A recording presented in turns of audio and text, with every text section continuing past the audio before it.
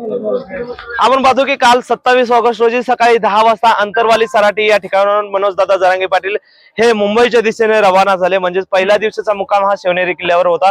आपण पाहतो की रात्रीचाच मुक्काम शिवनेरी किल्ल्यावर होता, परंतु आज पहाट उजडली। 7:30 वाजले शिवनेरी किल्ल्यावर पोहोचायला।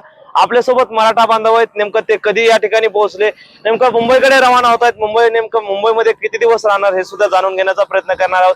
नेमकी आज त्यांची सोयीसुविधा कशी लागली, रात्री सोयीसुविधा कशी लागली, काल दिवसभराची सोयीसुविधा कशी लागली, जेवणाचं कसं होतं हे सुद्धा पाहणं औचित्याचं ठरणार आहे। कारण की प्रेक्षकांसोबत काय सांगाल तुम्ही, मुंबईकडे रवाना होत आहेत, आंदोलन उपोषण करणार आहेत त्या ठिकाणी मनोज दादा, नेमकं कशा प्रकारचा सपोर्ट करणार आहे, नेमकं काय आमचं एकच ध्येय, आरक्षण घेतल्याशिवाय आम्ही मुंबई सोडणार नाही।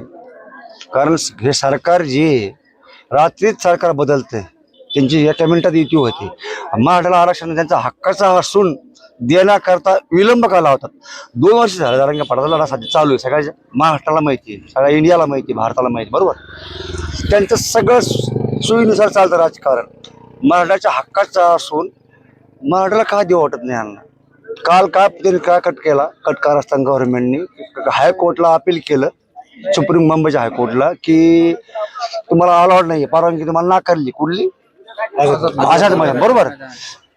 आणि लगेच काल 3-3:30 वाजता लगेच परवानगी भेटते। हे चाललंय काय, हुकुमशाही आहे का लोकशाही आहे, याचं उत्तर तुम्हीच द्या आता आम्हाला। तुम्ही एक चौथा स्तंभ आहे मीडिया, तुम्ही तुमचं इतकं सहकार्य केलं लढ्यात मोठं आहे, आमच्यापेक्षा जास्त सहकार्य तुमचं आहे मीडिया बांधवाचं, तुम्हाला सलाम आहे आमचा। तुम्ही जे दूध का दूध पाणी का पाणी करून दाखवताय, त्याच्यामुळं आमचं एकच म्हणणं आहे की पाटलाल त्यांनी आता उपोषण करायची वेळ आणून देऊ नये। गेले की पहिल्या दिवसापासून त्यांनी लगेच आरक्षणाचा GR डायरेक्ट काढून द्यावा, मराठाला सरसकट आरक्षण त्यांनी द्यायलाच पाहिजे, कारण हे हक्काचं आहे। ज्या वेळेला मराठा सगळ्या समाजाला सांभाळणारा मोठा भाऊ आहे, बरोबर। त्यांनी कोणाला भेदभाव केला का नाही। आता काही मी नाव घेत नाही समाजाचे, काहीला निष्ठ्या जातीचा म्हणजे घटक म्हणून त्यांचा उल्लेख केलेला आहे, त्यांना दिले, चांगले त्यांना बी द्यावं, त्यांची लेकरं आमचीच आहेत, आम्ही म्हणत नाही दुसऱ्याची आहेत। तर मराठ्याचे लोक आज अशा परिस्थितीत आहेत, मी स्वतः शेतकरी, मला फक्त 3.5 ते 4 एकर जमीन आहे माझी मुलगी मुंबईला शिकते, मुलगा संभाजीनगरला आहे, मी व्याजाने पैसे काढून शिकवतोय, माझं उदाहरण स्वतःच।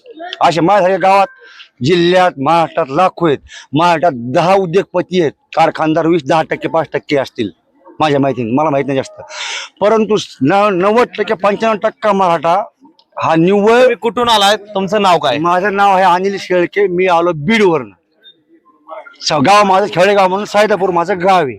नक्कीच काय सांगाल आज शिवनेरी किल्ल्यावर पोहोचताय, कारण की आपण पाहिलं की रात्रीचा मुक्काम होता शिवनेरी किल्ल्यावर, परंतु दादा कसली डोळ्याला झोप न लागता या ठिकाणी पोहोचले, शिवनेरी किल्ल्यावर पोहोचलेत, नेमकं काय सांगाल? गेल्या 2 वर्षापासून हा लढा सुरू आहे आणि हा लढा सुरू असताना आज हा अंतिम लढा, अंतिम शेवटच्या ठिकाणी आपण येऊन स्टेपलो आहे। अभी नाही तो कभी नाही, गेल्या आम्हाला आता निघून कमीत कमी 24 तास उलटून गेले घरून निघून, आणि सकाळी आम्ही 7 वाजता अंतरवली सराटीतून निघालो होतो। आम्ही आज शिवनेरी किल्ल्यावर आज सकाळी 7 वाजता पोहोचलो, 24 तास आम्हाला झाले, पण अद्याप सरकारने किंवा कुठल्याही प्रकारची मदत, यात सर्वात जास्त आम्हाला आमचे पोलीस बांधव असतील, त्या पोलीस बांधवांनी खूप मदत केली, पण सरकारतर्फे कुठल्याही प्रकारचं आश्वासन किंवा काही कुठल्याही प्रकारचा आतापर्यंत निरोप मिळालेला नाही। यासाठी आमचं सरकारला एकच मागणं आहे की अभी नाही तो कभी नाही या युक्तीप्रमाणे जोपर्यंत आरक्षणचा निकाल लागणार नाही, जोपर्यंत आरक्षण मराठा समाजाला मिळणार नाही, तोपर्यंत आम्ही सर्व मराठा बांधव आझाद मैदान हे सोडणार नाही। एक या ठिकाणी तुम्ही पोहोचताय, कशा प्रकारची सोयीसुविधा रस्त्याने, कशा प्रकारचं जेवणाचं वगैरे कसं राहील? गरजवंत मराठा हा स्वतःच्या हिमतीनं मुंबईला येत आहे आणि मराठा समाज हा जागोजागी चहा पाणी पोहे जसं आलं तसं सोय करत आहे।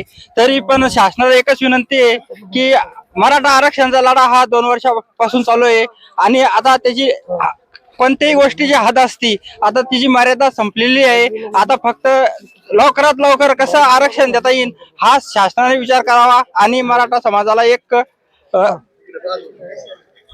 हे द्यावं। समजा मराठा आरक्षण म्हणजे प्रत्येकाचं भविष्य आहे, ते एक आमच्या मुलाचं भविष्य आहे। आता माझी मुलं 2 आहे, समजा आम्ही नाही शिकू शकत, डोनेशन लाखांना नाही भरू शकत, त्यामुळे आम्हाला आरक्षण खूप गरजेचं आहे। नेमकं आता सध्या पाहतो मनोज दादा मुंबईकडे पोहोचताय.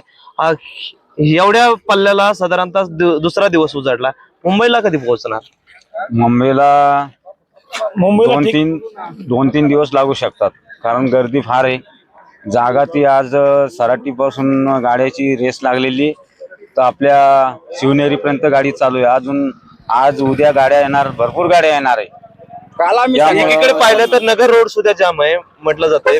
तिकडे पाहिलं तर सातारा सोलापूर हायवे सुद्धा जाम आहे. इकडे पाहिलं तर शिवनेरीकडचा रोड सुद्धा जाम आहे. नेमकं काय एवढं मराठांचं रूप कसं जागा झालं? एवढं मराठा रूप, इतकं रुद्र रूप घ्यायला याला सर्वात जास्त कारणीभूत जर असेल तर देवेंद्र फडणवीस आहे. या माणसाने जर सर्वात पहिला निर्णय घेतला असता, आज हे रुद्र रूप घ्यायचं मराठा समाजाला वेळ नसती आली. आणि फक्त कुठल्याही क्षणाची प्रतीक्षा न करता सर्वांनी मिळून आजच्या आज हा निर्णय मार्गी लावून आजच्या आज आम्हाला आरक्षणाचा काहीतरी तोडगा काढून द्या, जेणेकरून आम्हाला आझाद मैदान गाठायची वेळ येणार नाही. आणि आम्हाला सर्वांचे आभार करून आम्ही ट्रक भरून गुलाल घेऊन जाऊ. आणि जर आरक्षणाचा निकाल लागला, आरक्षणाबद्दल काहीतरी तोडगा काढला, तर आम्ही ट्रक भरून गुलाल नेऊन देवेंद्र फडणवीस सर्व मंत्रिमंडळाच्या अंगावर नेऊन टाकू. एवढे सांगतो. आपण पाहतो की वाशी या ठिकाणाहून परतावं लागलं गेल्या वेळेस. यावेळेस कुठं वापस परतावं लागेल का? नाही, यावेळेस तर परताचा विषयच नाही.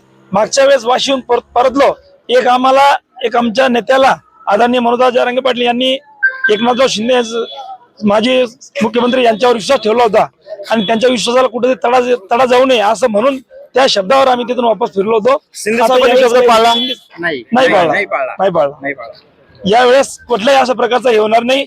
आणि कुठल्याही प्रकारचा जोपर्यंत आरक्षणाचा निकाल लागत नाही तोपर्यंत आझाद मैदान सोडणार नाही. काही जरी झालं, कुठूनही झालं, तर हे मराठा मावळे आहे, हे मावळे कसेही घुसतील पण आझाद मैदान गाठतील. धन्यवाद. जोपर्यंत आम्हाला मराठा आरक्षण मिळत नाही तोपर्यंत आम्ही आझाद मैदान सोडणार नसल्याचं सुद्धा येथील मराठा बांधवांनी म्हटलंय. परंतु आपण पाहिलं की दुसरा दिवस उजाडला शिवजन्मभूमीवर येण्यासाठी. तर मुंबईला जाण्यासाठी काय किती दिवस लागू शकतात हे सुद्धा सांगू शकत नसल्याची सुद्धा प्रतिक्रिया मराठा बांधवांनी आपल्याशी बोलताना दिली आहे. माऊली न्यूज मीडियासाठी अभिजित पवार, जुन्नर, शिवनेरी.